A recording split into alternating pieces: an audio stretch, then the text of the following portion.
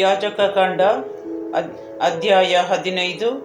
ದೇಹದಿಂದುಂಟಾಗುವ ಅಪರಿಶುದ್ಧತೆ.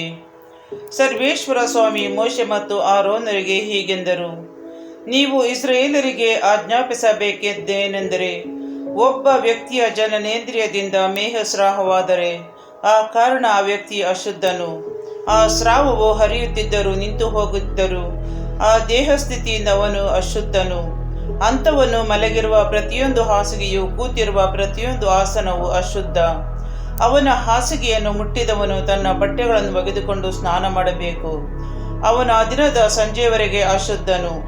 ಸ್ರಾವವುಳ್ಳವನು ಕುಳಿತಿದ್ದ ಆಸನದ ಮೇಲೆ ಕುಳಿತುಕೊಂಡವನು ತನ್ನ ಬಟ್ಟೆಗಳನ್ನು ಒಗೆದುಕೊಂಡು ಸ್ನಾನ ಮಾಡಬೇಕು. ಅವನು ಆ ಸಂಜೆಯವರೆಗೆ ಅಶುದ್ಧನಾಗಿರುವನು. ಅವನ ಶರೀರವನ್ನು ಮುಟ್ಟಿದವನು ತನ್ನ ಬಟ್ಟೆಗಳನ್ನು ಒಗೆದುಕೊಂಡು ಸ್ನಾನ ಮಾಡಬೇಕು. ಅವನು ಆ ಸಂಜೆಯವರೆಗೆ ಅಶುದ್ಧನಾಗಿರುವನು.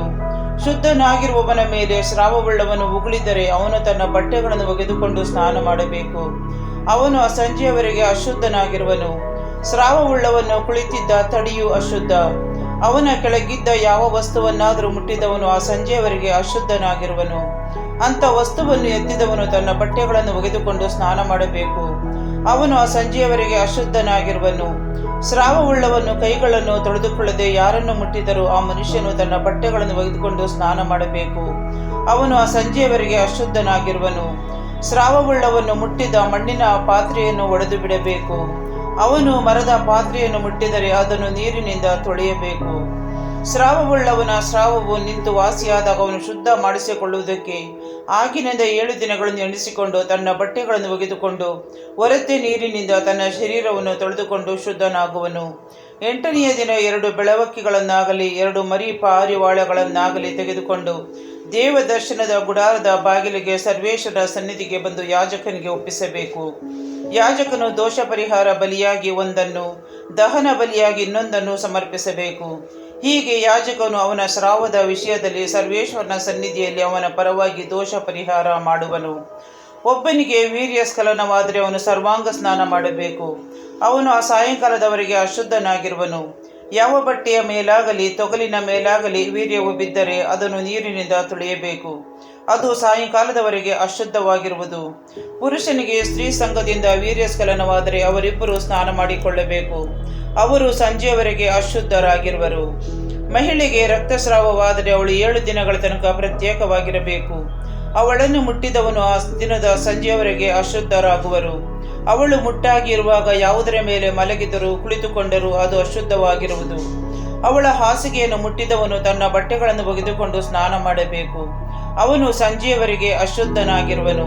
ಅವಳು ಯಾವುದರ ಮೇಲೆ ಕುಳಿತಿದ್ದಳೋ ಅದನ್ನು ಮುಟ್ಟಿದವನು ತನ್ನ ಬಟ್ಟೆಗಳನ್ನು ಒಗೆದುಕೊಂಡು ಸ್ನಾನ ಮಾಡಬೇಕು. ಅವನು ಸಂಜೆಯವರೆಗೆ ಅಶುದ್ಧನಾಗಿರುವನು. ಅವಳು ಮಲಗಿದ್ದ ಹಾಸಿಗೆಯ ಮೇಲಾಗಲಿ ಕುಳಿತಿದ್ದ ಸ್ಥಳದ ಮೇಲಾಗಲಿ ಇದ್ದ ಯಾವುದನ್ನಾದರೂ ಮುಟ್ಟಿದವನು ಸಂಜೆಯವರೆಗೆ ಅಶುದ್ಧನಾಗಿರುವನು.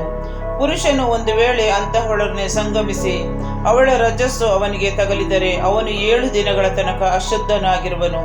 ಅಷ್ಟರಲ್ಲಿ ಅವನು ಯಾವ ಹಾಸಿಗೆಯ ಮೇಲೆ ಮಲಗಿಕೊಂಡರೂ ಅದು ಅಶುದ್ಧವಾಗಿರುವುದು. ಮಹಿಳೆಗೆ ಮುಟ್ಟಿನ ಕಾಲದಲ್ಲಿ ಮಾತ್ರವಲ್ಲದೆ ಬೇರೆ ದಿನಗಳಲ್ಲೂ ರಕ್ತಸ್ರಾವವಾದರೆ, ಇಲ್ಲವೇ ಮುಟ್ಟಿನ ಕಾಲಕ್ಕೆ ತಕ್ಕದ್ದಕ್ಕಿಂತ ಹೆಚ್ಚು ದಿನಗಳು ರಕ್ತಸ್ರಾವವಾದರೆ ಅವಳು ತಿಂಗಳಿನ ಮುಟ್ಟಿನಿಂದ ಹೇಗೆ ಅಶುದ್ಧಳೋ ಹಾಗೆಯೇ ಆ ಸ್ರಾವವಾಗುವ ದಿನಗಳಲ್ಲೆಲ್ಲ ಅಶುದ್ಧಳಾಗಿರುವಳು. ಆ ಸ್ರಾವವಿರುವ ತನಕ ಅವಳು ಯಾವ ಹಾಸಿಗೆಯ ಮೇಲೆ ಮಲಗಿದರೂ ಅದು ಮುಟ್ಟಿನ ಕಾಲದಲ್ಲಿ ಮಲಗಿದ ಹಾಸಿಗೆಯಂತೆ ಅಶುದ್ಧವಾಗುವುದು. ಅವಳು ಯಾವುದರ ಮೇಲೆ ಕುಳಿತುಕೊಂಡರೂ ಅದು ಮುಟ್ಟಿನ ಕಾಲದಲ್ಲಿ ಕುಳಿತುಕೊಂಡ ವಸ್ತುವಿನಂತೆ ಅಶುದ್ಧವಾಗಿರುವುದು.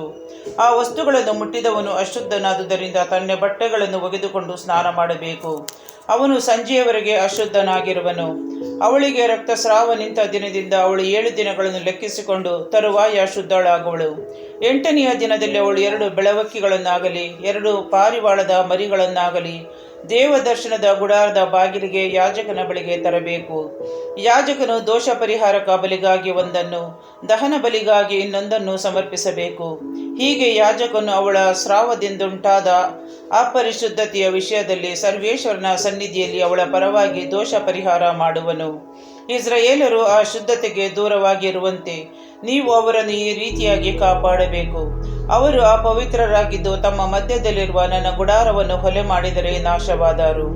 ಮೇಹಸ್ರಾವವುಳ್ಳವರು, ವೀರ್ಯಸ್ಖಲನದಿಂದ ಅಶುದ್ಧನಾದವನು, ಮುಟ್ಟಾದ ಮಹಿಳೆ, ಸ್ರಾವ ಉಂಟಾಗುವ ಸ್ತ್ರೀ ಪುರುಷರು ಹಾಗೂ ಅಶುದ್ಧಳಾದ ಮಹಿಳೆಯನ್ನು ಸಂಗಮಿಸಿದವನು, ಇವರ ವಿಷಯವಾದ ನಿಯಮಗಳು ಇವು.